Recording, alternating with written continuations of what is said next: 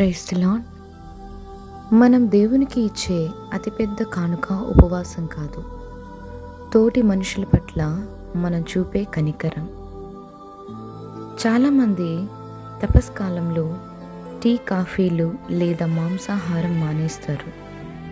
కానీ మనకు అత్యంత విలువైన సమయాన్ని ఇతరుల కోసం త్యాగం చేస్తున్నామా?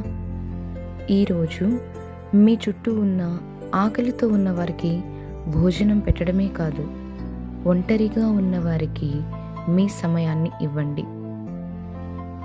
ఈ తపస్కాలం 4వ రోజు.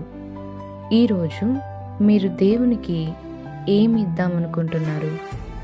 ఆహారాన్నా లేక మీ సమయాన్నా?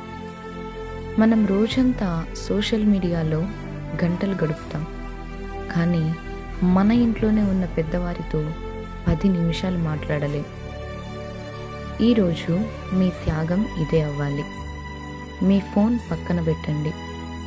మీ ఇంట్లో ఉన్న వారితోనూ లేదా చాలా రోజులుగా మీరు మాట్లాడని పాత స్నేహితులతోనూ మాట్లాడండి.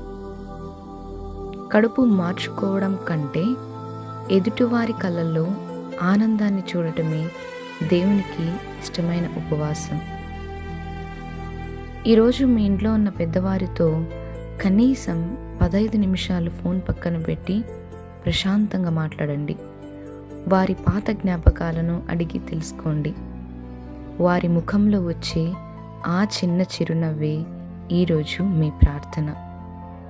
ఈరోజే ఆ చిన్న మార్పు మొదలుపెట్టండి. God bless you.